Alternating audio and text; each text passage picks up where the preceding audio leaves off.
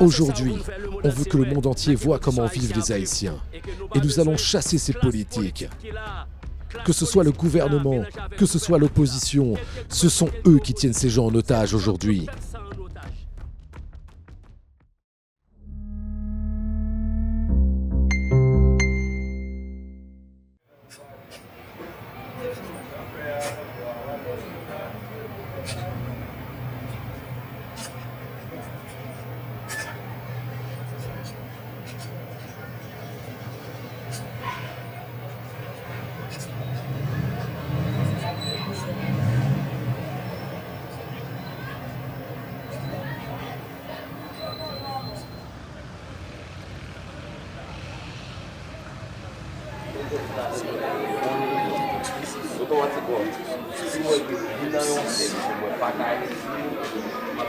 C'est votre chat?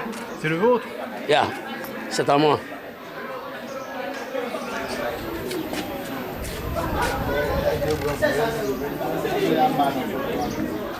Comment je vous appelle, monsieur Chérizier? Vous voulez que je vous appelle Barbecue ou monsieur Chérizier? Et Chérizier Barbecue, ça ne me dérange pas, comme vous voulez. Qui vous a trouvé le nom de Barbecue? Et pour commencer, mon vrai nom c'est Jimmy Chérizier. Je suis né le 30 mars 1977 à l'hôpital général d'Haïti. Dans l'hôpital Université d'État d'Haïti et que l'hôpital général. Mon père, c'était un chapelier. Et ma mère, Madame Jean-Michel Altagras, était marchande de plats cuisinés. Je suis allé en primaire à l'école nationale Smith-Duplessis. Puis j'ai commencé des études secondaires au lycée Anténor-Firmin.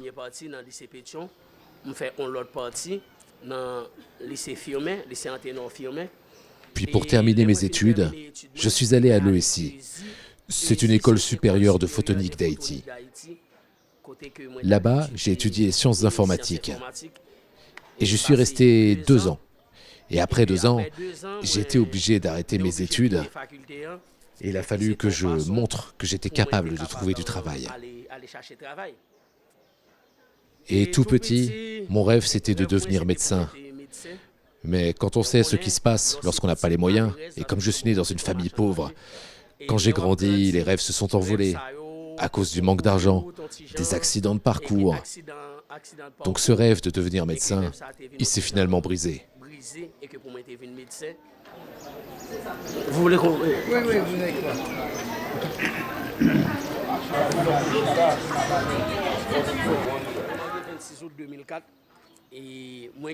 Je me suis marié le 26 août 2004 et j'ai une fille qui a aujourd'hui 14 ans. Et c'est le 19 décembre 2004 que je suis rentré dans la police. Le 19 décembre 2004.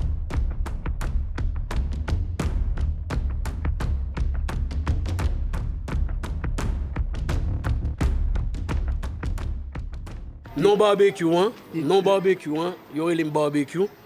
Le surnom de Barbecue, il est venu à cause de ma mère.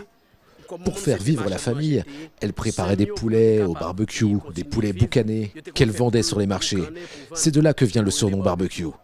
Comme dans le quartier, il y avait plusieurs personnes appelées Jimmy. Il y avait Jimmy Footballeur, Jimmy Caca de Poulet, Jimmy Fallon. Moi aussi, je m'appelais Jimmy. Donc pour me différencier de tous les autres Jimmy, on m'a appelé Jimmy Barbecue. Et c'est là qu'est né le surnom Barbecue. C'est juste parce que ma mère vendait de la viande rôtie. Et qui était chargé l'autre Jimmy dans le quartier pour te différencier ma Jimmy ça au barbecue. Des gens ont dit que si vous êtes appelé, on vous appelait Barbecue, c'est parce que vous tuiez vos ennemis en mettant un feu enflammé avec du pétrole autour de leur cou, vous les brûliez vivants. C'est faux. Ce sont des mensonges. Écoutez, on est au XXIe siècle. Avec toute la technologie qu'on a, je voulais au défi, une seule fois, de trouver une photo sur laquelle on me voit tuer quelqu'un.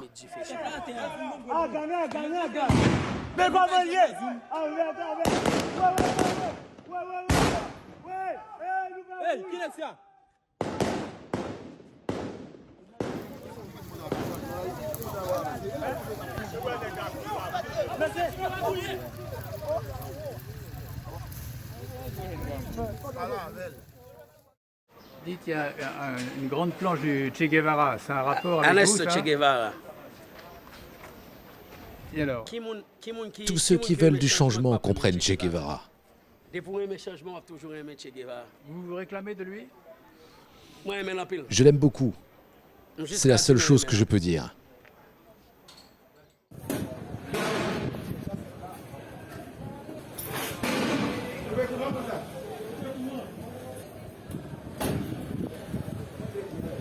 Et alors, à ce moment-là, c'est alors qu'est arrivée l'affaire de Grand Ravine, c'est ça? Vous pouvez nous expliquer ce que c'était? Et Grand Ravine, et que nous étions dans l'opération Grand Ravine. Non? Alors, l'opération Grand Ravine, c'était à l'origine un assaut de la police pour déloger des gangsters dans le quartier nommé Grand Ravine. Je faisais partie de cette opération et j'étais avec 2 policiers qui sont morts, Jimmy Boya et Pierre Félidor. Haïti, c'est un pays où la politique compte beaucoup et l'affaire a justement été politisée. J'ai été sanctionné, 3 mois de suspension. On a dit que beaucoup de gens sont morts dans l'école du quartier pendant l'assaut, mais on n'était pas les seuls à tirer. C'était un véritable échange de tirs entre les policiers d'un côté et les bandits de Grand Ravine de l'autre. C'est à partir de ce moment-là qu'ont commencé les problèmes. Ah, regarde la maison là-bas, c'est là que j'ai grandi. J'y suis pas né, mais j'y ai grandi. Moi, je suis né à l'hôpital général de la rue Saint-Martin. Mais c'est ici que j'ai grandi, dans cette maison, juste là.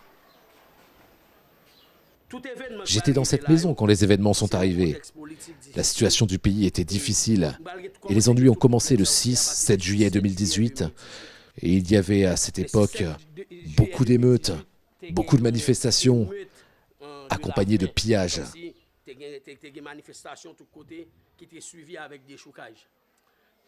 Et beaucoup de marchandises ont été volées partout. Et avec une équipe de policiers du quartier Badelmas et aussi le soutien de la population, nous avons estimé que ces pillages que subissait le pays depuis des siècles n'apportaient rien de bon. Et nous avons décidé que dans notre quartier, il n'y en aurait plus.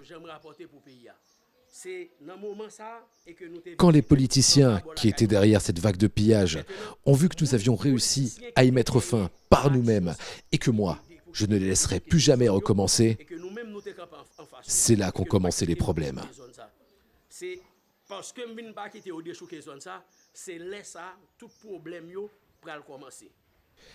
Ils ont pris conscience qu'il existait dans ce quartier une nouvelle force. C'est alors là que j'ai avancé l'idée. Ce quartier, il se nomme donc Badelmas, il aurait un autre avenir. C'est une façon de dire que dans cette zone, il n'y aurait plus de voleurs, il n'y aurait plus de kidnapping et il n'y aurait plus de violeurs. Les gens du gouvernement se sont rendus compte à ce moment-là qu'il y avait un nouveau leader à Badelmas et que la population était prête à le suivre. Population qui suivre, un groupe monde qui suivre.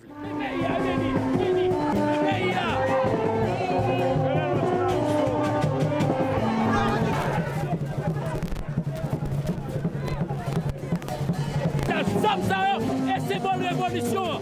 Samsa et c'est bon pour le peuple.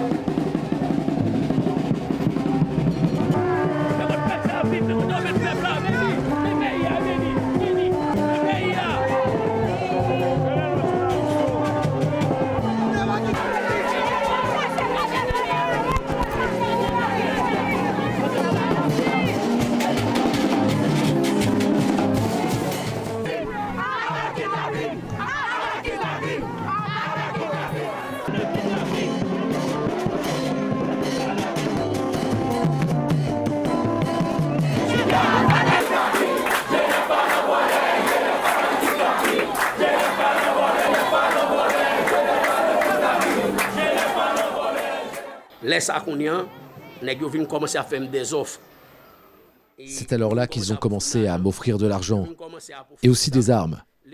Et le fait que je n'ai pas accepté leurs offres, que ce soit l'argent ou les armes, ça les a poussés à me donner toutes sortes de noms et à me faire passer pour un chef de bandit. Je veux que le monde entier et tous les gens qui vont regarder cette vidéo sachent que la personne qui est en train de parler, c'est Jimmy Cherizier et que je n'ai jamais rien volé dans ma vie. Je n'ai jamais participé à un kidnapping de ma vie. Je n'ai jamais tué personne pour de l'argent. Si vous dites que je suis un gangster ou un bandit, expliquez-moi sur quels critères vous vous basez. Est-ce que j'ai des groupes de gangs qui travaillent pour me donner de l'argent ? Est-ce que j'ai des bandits qui font des kidnappings pour moi ? Non. Je n'ai jamais participé à ce genre de choses de ma vie. Je n'ai jamais tué pour de l'argent non plus. Tout ce qui est en train d'arriver en ce moment, c'est à cause d'un groupe de personnes. C'est parce que je choisis de ne pas faire leur sale boulot. Je n'accepte pas d'argent pour mettre le feu dans le quartier. C'est pour cela qu'ils ont essayé de me faire passer pour un chef de bandit. Ils ont dit que je tuais des gens, que je brûlais des gens. Tout ça, ce sont des mensonges. Mais pourquoi vous expliquez que même l'ONU estime que vous êtes l'un des plus grands bandits de l'île ? Je crois que l'ONU pense que je suis le plus gros bandit parce qu'ils n'ont jamais envoyé une mission indépendante pour mener une vraie enquête sur ce qui se passe ici en Haïti. Moi, je pardonne cela à l'ONU. Je comprends.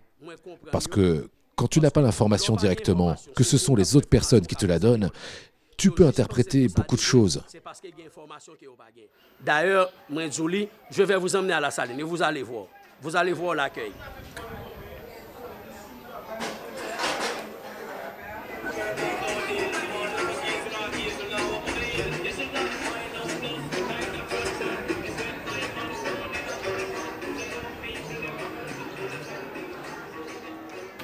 Monsieur Cherizier, et votre fille vit avec vous ? Et oui. Elle est avec moi. Et vous n'avez pas peur pour sa vie ? Bien sûr, bien sûr. On a tenté de la kidnapper 4 fois. Et libérée parce que vous avez payé une rançon ? Non, non, non, non. On a tenté de la kidnapper 4 fois, mais personne n'a jamais réussi. Ça, c'est le quartier. Ça, c'est le quartier où j'ai grandi. Tu es dans la rue Piton, et là, c'est la rue Delmas 6 prolongée. Là, c'est votre fief ici. Est-ce qu'on peut dire ça? Non, c'est ma maison. Je n'utilise pas le mot fief comme un chef de gang. Un chef de bandit qui dirige un quartier, qui terrorise la population d'un quartier. Non, c'est pas moi. Moi, c'est juste mon quartier.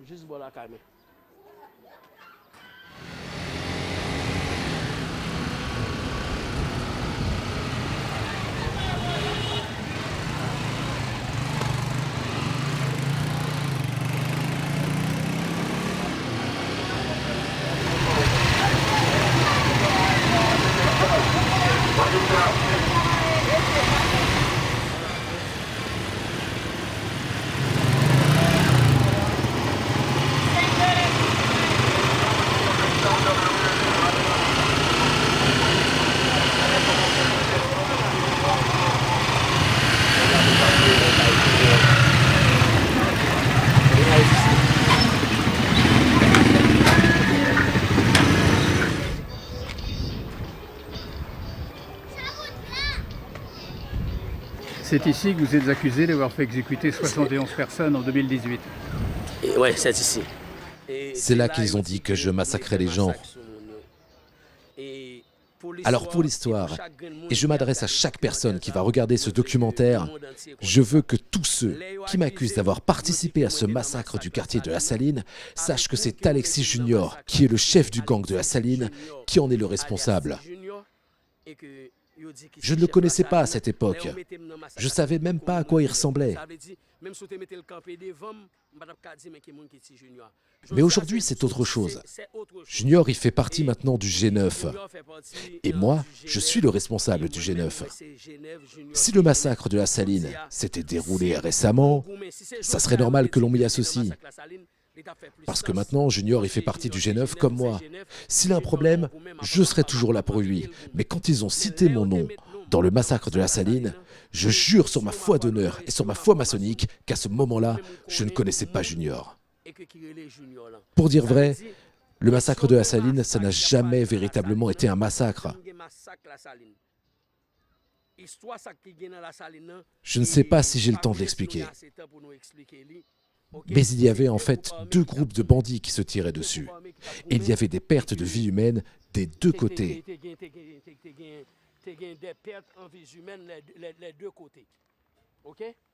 Ce n'est pas la population qui a été massacrée, juste des bandits.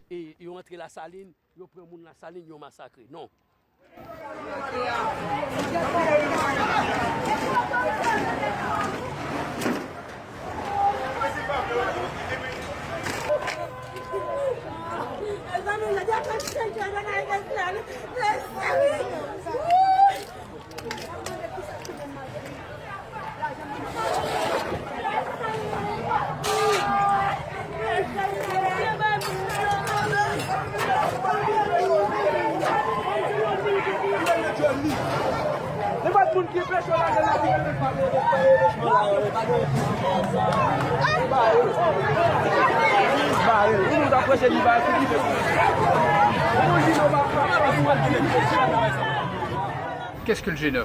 Et G9 en famille et alliés. Le G9, c'est famille alliée, un pour tous et tous pour un. Et on a ajouté force révolutionnaire.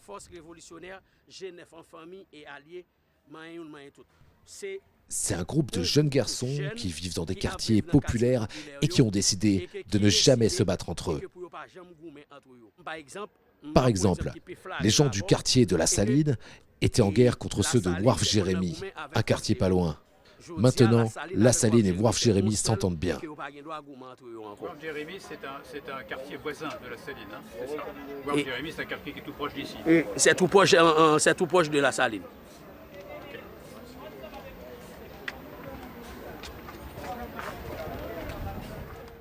C'est ce qu'on voulait que le monde entier regarde. Regarde comment se développe notre bébé. Je pense qu'il faut changer la Constitution. C'est ce que le référendum doit faire.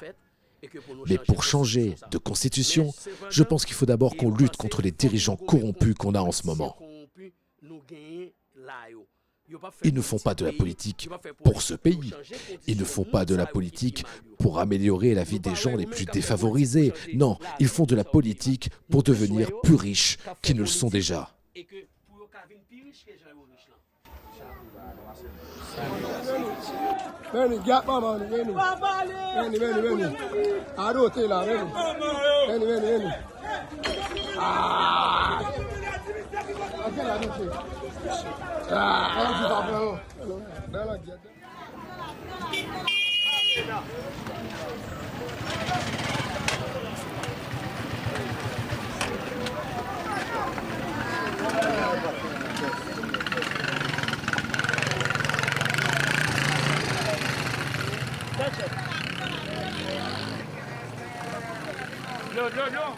Après plus de 200 ans d'indépendance, regarde comment vivent les Haïtiens. Regarde dans quel état est Haïti. Aujourd'hui, dans la famille du G9, nous avons pour mission de changer ça. Nous allons lutter contre ce système et abattre ce système corrompu. C'est à ça qu'on s'est engagé. Le rôle du G9, alliés et famille, un pour tous et tous pour un, c'est de lutter contre le kidnapping. Le rôle du G9, c'est aussi de lutter contre le viol. Le rôle du G9, c'est aussi de lutter contre la criminalité.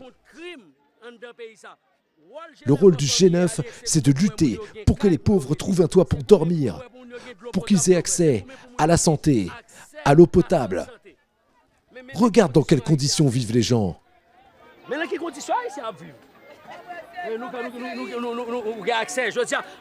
Je veux que le monde entier voit ce genre de choses. Là, je suis au marché de la Croix-Boissal, près de La Saline, où on prétend que j'ai massacré des gens. Quel intérêt je pourrais avoir à massacrer ces gens?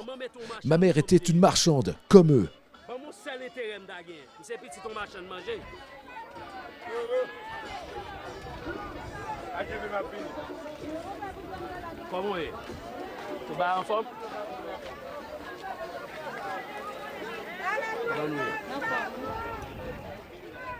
Aujourd'hui, on veut que le monde entier voit comment vivent les Haïtiens.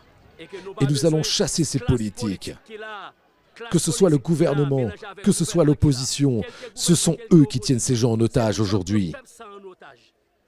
C'est pour ça que nous luttons, c'est pour ça que le G9 lutte, c'est pourquoi ici, il ne pourrait pas y avoir de marché. Parce qu'ils nous ont obligés à vivre dans ces conditions.